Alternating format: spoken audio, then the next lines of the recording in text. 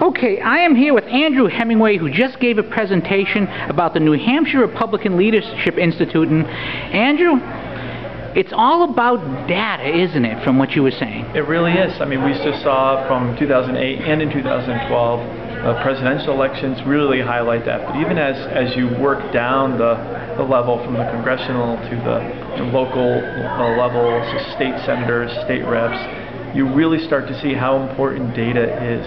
And there's been a number of articles, it's widely accepted that Republicans are very far behind as far as their infrastructure when it comes to data and technology. And it's time that we, started ramping that up. Now, one of the things you talked about is how you can use data to identify voters. And I was watching you identify, okay, here's the Republicans in Nashua, right. Here's the Republican women in Nashua, yeah. Here's the Republican women who donated in Nashua, and all I could think of was, if you were in charge of this event, yes, you would have contacted every one of those Republican women or donors on that thing. As they were coming in, instead of the pad, they would have been signing in on an iPad and entering them into your database, and you'd be able to update them. And that's the type of thing you want to see more and more of. Correct. And that this sort of infrastructure is not expensive, as some would imagine it is. It's not hard to do. In fact, it's easier than the method that we're using presently. And it's infinitely more efficient in the data collection and process. So if I was the organizer, what I would have done is a month ago, I would have said, okay, who are the Republican women in Nashua? I'd gone to my database and looked at Republican women in Nashua. I would have either sent out a robocall to them automatically, sending messages to them and inviting them to our event or to a website for more information, and would have been able to use that process to get as many women here as possible, paying some money and donating and getting them activated into engaged in the process.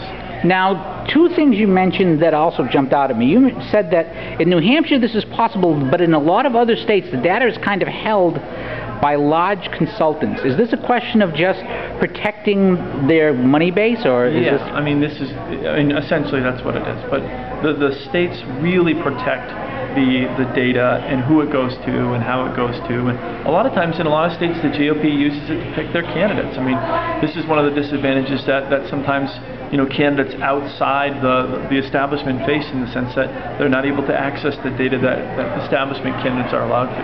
And so what we've said is, look, we think that there's better ways to do this, and we're presenting one way that we think is a better way to do it. Now, you're a really shoestring budget. I saw the budget. I'm not going to quote the figure, but you're living on as little as I have in terms of how you're doing this thing. But what really caught my eye was you was talking about using some of this data free for local candidates, but for statewide candidates, then charging a fee. It's sort of like building the farm system, showing that, hey, this is how I got you here.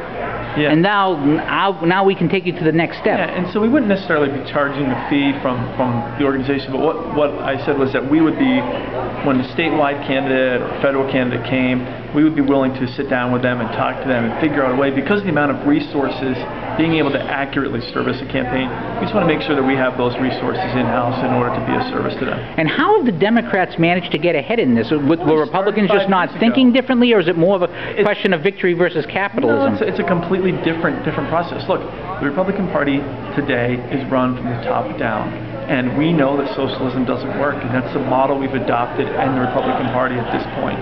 We have locked out any sort of entrepreneurial spirits.